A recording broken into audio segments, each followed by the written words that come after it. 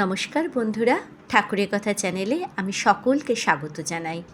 পরম গুরু শ্রী শ্রী রাম ঠাকুরকে প্রণাম জানিয়ে ঠাকুরের কথা নিয়ে আমি অন্তরা আপনাদের কাছে সকল বড়দেরকে প্রণাম জানাই।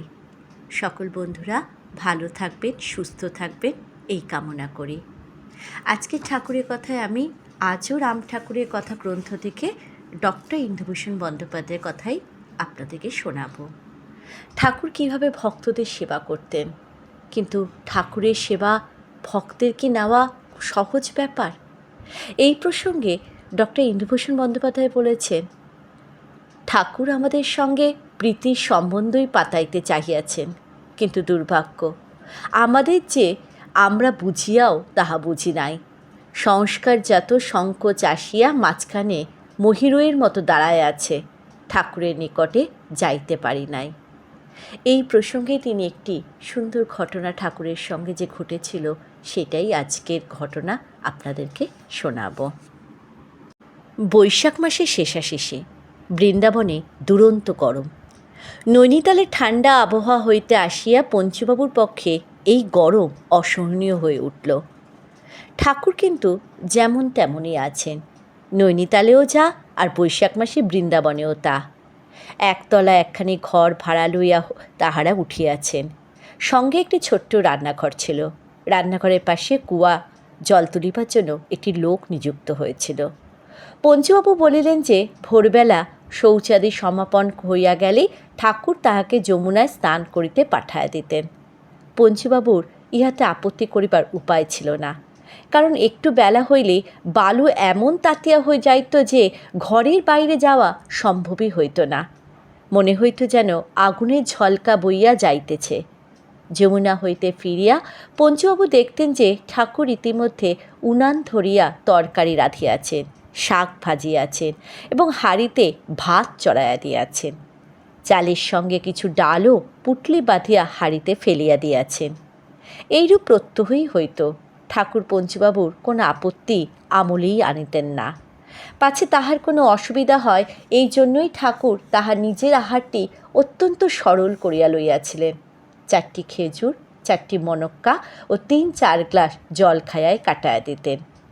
গরমের তনু 8টা সাড়ে 8টার ভিতরেই স্নানহার শেষ করিয়া ঘরের দরজা জালনা বন্ধ করিয়া ভিতরে বসিয়া বা শুইয়া থাকিতে হইত। রাত্রি 8টার পূর্বে বাহিরে যাওয়া সম্ভবই হইত না। পঞ্চুবাবু কখনো বা বসিয়া, কখনো বা শুইয়া, কখনো বা ঠাকুরের সঙ্গে কথা বলিয়া সময় কাটিয়া দিতেন। ঘুম বড় একটা হইত না, মাঝে মাঝে তন্দ্রা আসিত।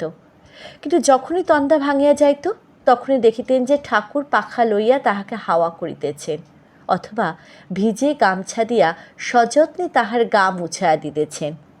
পঞ্চুবাবু উভয় সংকটে পড়িলেন। ঠাকুরের এই সেবাও তিনি বরদাস্ত করিতে পারেন না, অথচ ঠাকুরকে ফেলিয়া চলিয়াও যাইতে পারেন না। নিতান্ত অস্বস্তিতে তাহার দিন কাটিতে লাগল। পঞ্চুবাবু আমাকে বলিয়াছেন যে বসিয়া বসিয়া তিনি তাহার দুর্ভাগ্যের কথা ভাবিতেন। ঠাকুরকে এমন নিঃসঙ্গ অবস্থায় একাকী অনেক স্বীকৃতি বলে তিনি পাইয়াছিলেন, কিন্তু তাহার ভাগ্যদোষে কিছুই হইল না। একদিন কিন্তু ঠাকুরের আচরণ পঞ্চুবাবুর ধৈর্যের সীমা অতিক্রম করিয়া গেল। যে ভৃত্যটিকে নিযুক্ত করা হইয়াছিল সে সকালে 3 বালতি ও সন্ধ্যার পর 3 বালতি জল তুলিয়া দিয়া যাইত। ইহাতেই সব কাজ হইয়া যাইত। সেদিন সন্ধ্যাবেলা বাড়িওয়ালা পুত্র আসিয়া সংবাদ দিল ভৃত্যটি অসুস্থ, সে আসিতে পারিবে না, সুতরাং জল তোলার ব্যবস্থা নিজেদেরই করিয়া লইতে হইবে। রাত্রিতে রান্নার হাঙ্গামা ছিল না।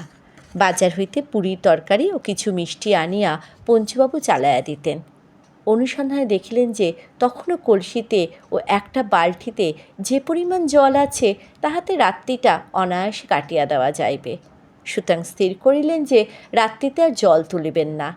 প্রাতকালে ভৃত্য আসে ভালো, কিন্তু অথবা নিজের যাহা প্রয়োজন তখন তাহা করিবেন। ঠাকুরকেও এই কথা তিনি জানাইলেন। ইহার খানিক পরে পঞ্চুবাবু বাহির হইয়া গেলেন এবং যমুনার তীরে কিছুক্ষণ বেড়াইয়া রাত্রির খাবার কিনিয়া ঘণ্টাখানেক পরে ফিরিয়া আসিলেন। একটু পরে হঠাৎ তাহার বালতিগুলোর দিকে নজর পড়িল। তিনি দেখিলেন যে 3টি বালতি জলে ভর্তি হইয়া আছে।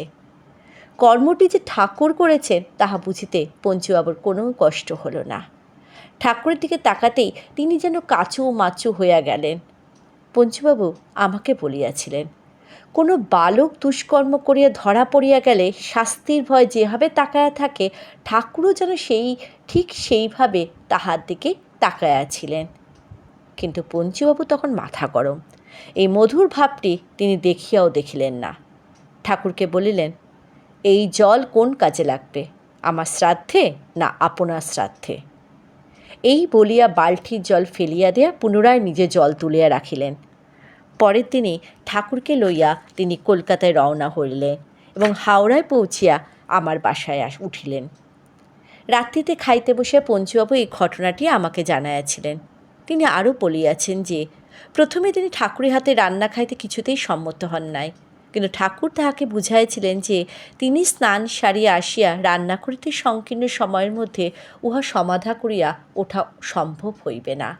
ঠাকুর নিজে তো বসায় থাকেন, সুতরাং রান্নার কাজটা তিনি যদি খানিকটা আগায় রাখেন তাহা হইলে সকল দিকেই সুব্যবস্থা হয়। পঞ্চুবাবু মনে মনে সংকল্প করেছিলেন যে শীঘ্রই পাচক নিযুক্ত করিবেন। কোনো ফল হইবে না বুঝিয়া প্রকাশ্যে আর বিশেষ কোনো প্রতিবাদ করিলেন না, কিন্তু জল তোলাটা তিনি কিছুতেই বরদাস্ত করিতে পারিলেন না।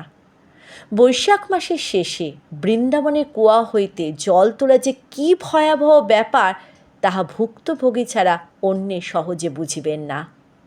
সে কথা ছাড়িয়া দিল, ঠাকুরের নিজের হাতে তোলা জলে হাত পা ধোয়া বা শৌচাদি কর্ম করার কথা ভাবিত গা শিউরিয়া ওঠে। এই জন্যই পঞ্চুবাবু ঠাকুরকে লইয়া আর বৃন্দাবনে থাকিতে পারিলেন না।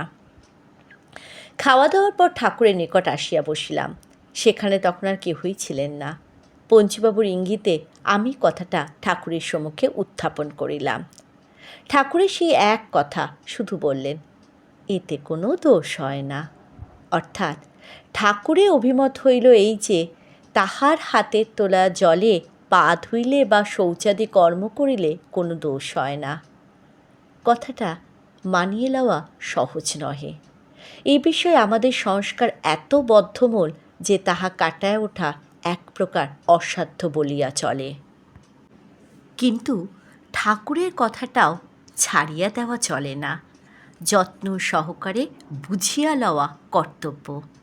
কয়েকটি দৃষ্টান্ত উল্লেখ করে আমি বলিয়াছিলাম যে ঠাকুর নানাভাবে আমাকে আপনার করিয়া লইতে চাহিয়াছেন, কিন্তু তাহার সেই আহ্বানে আমি সাড়া দিতে পারি নাই। পঞ্চুবাবুর ব্যাপারটাও যে ঠিক ওই জাতীয় সে বিষয়ে সন্দেহের কোনো অবকাশ নাই। জয় রাম, জয় গোবিন্দ।